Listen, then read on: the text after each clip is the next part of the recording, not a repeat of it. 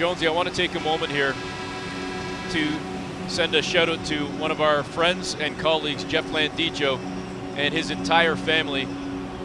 His father, Wallie Landicho, passed away yesterday. And if you're listening to this broadcast right now, there are many basketball fans out there and players from across the GTA that know the name Wallie Landicho. He was a pillar in the Filipino community. Since the early 1980s. He helped shape the foundation of Filipino youth basketball organizations across the GTA, a legendary basketball official as well, a huge Raptor fan, and I think it's fair to say known as Tito Wallie to not just his family but to friends as well. Our thoughts and our condolences and best wishes go out to the entire Landicho family. Well, we lost a great man, but I know Jeff and all of us will carry great memories in our heart of the legacy he left behind.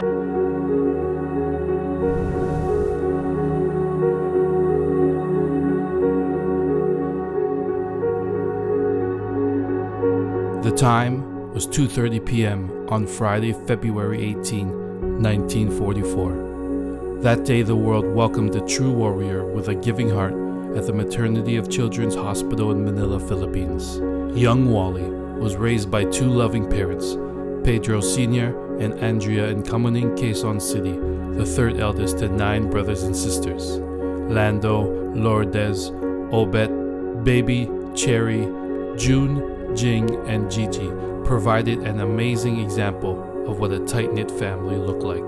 Growing up, he would attend Kamuning Elementary and then Quezon City High School as a youth, graduating as a proud Mapuan at Mapua University. Like most Pinoys back home, early on he fell deeply in love with the game of basketball, becoming an explosive talent and dynamic scoring machine. Competing in school and with various clubs around Manila, his presence on the court shone brightly. And although Wallie never competed professionally, he forged a powerful reputation in the underground circuit as a can't-miss player to watch, once scoring 113 points in one game. Though basketball was clearly his first love, he would meet his true love, Carmencita Landicho, while working, and the two hit it off immediately. A magnetic connection was evident from day one. In 1973, Menchie moved to Toronto, Canada, and 8 months later sponsored him to come too. They planted deep roots, eventually calling this place home for the next 50 years. In late 1973, they were officially married and began their new life together. Family always came first, and when Jeffrey Christopher Landicho was born on December 16, 1977, a new chapter began. Their first son would later be known as Pistol, after Wallie's all-time favorite player, Pistol Pete Maravich.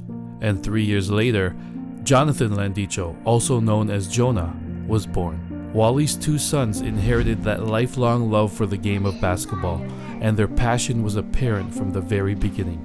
Both displayed an obsession for the sport as young players, and to this day, that feeling has never left. Through all of these big life changes, the game remained constant. Basketball followed him to Canada, and in the late 70s, he competed in the early days of FILAC, a Filipino basketball league in Toronto.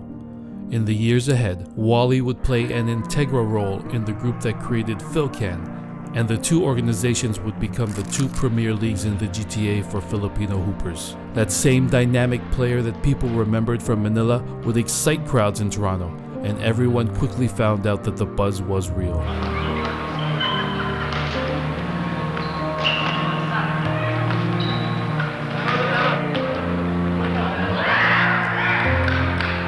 He would play well into his 50s, with a skill set that stayed remarkably consistent even as a seasoned baller.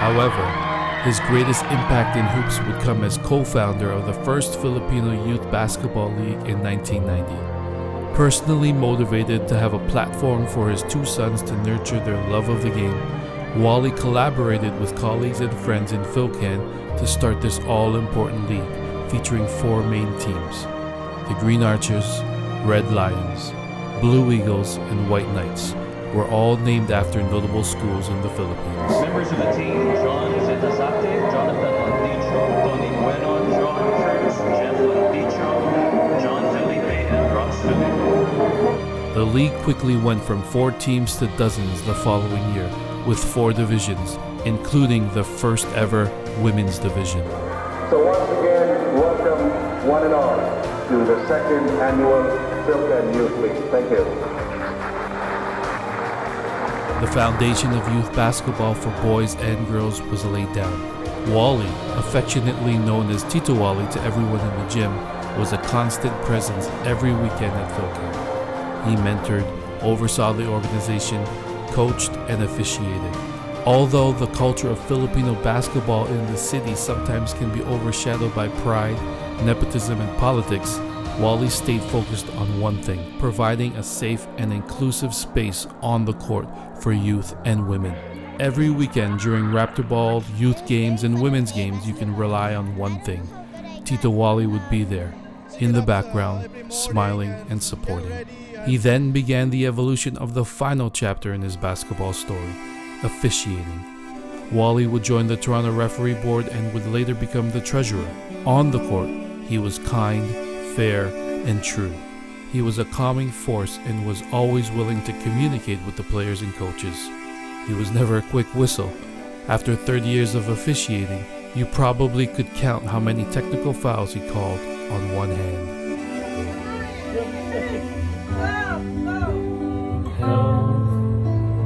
Falling in love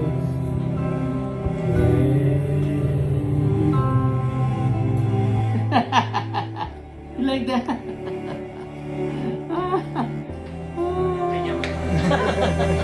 I take the film.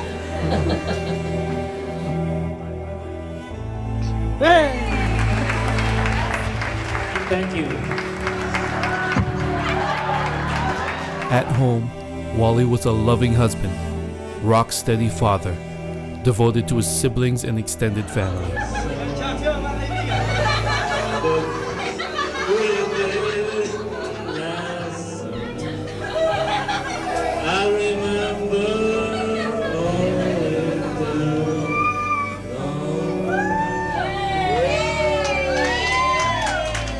He and Menchie displayed a love and support for each other that filtered down to Jeff and John. That environment and upbringing would translate to their own married life. I am forever thankful to God for blessing us, our family, this world with you. After raising 2 boys all of his life, he gained 2 daughters in Ariana and Valerie, and both would quickly see in him a foundation of love that permeated through their own relationships. In 2001, he became a lolo for the first time, as Caleb Landicho became the first of many grandchildren Wallie would show an undying love for. No chance, eh? Too short? So 6 pounds 30 now. Tennis. Gianna, Armani, Tiago, Shai, and Xavier brought the number to 6 grandchildren, and all would quickly feel that indescribable love for their lolo. Wallie's grandchildren mean everything to him, and there would be no describing the joy on his face when he was in their loving presence. I want to take a moment to acknowledge a dear friend who's not doing well right now, Wallie Landicho. Just want to send all our very best to the Landicho family. And Tito Wallie, our thoughts and prayers are with you. As Wallie bravely fought in his final weeks, the admiration of the community at large and from his closest friends became fully apparent. Blessed are you, Lord, for in the good and the bad times of our life, you have stood lovingly by our side. Help us, we pray, to... He welcomed an abundance of visitors, people he had truly touched through all the relationships he had built over the years.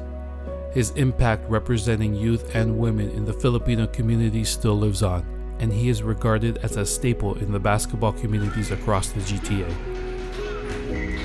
Wallie Landicho, a devoted husband for 50 years, a loving father and doting lolo who passed down every ounce of good he had in his grandchildren and children.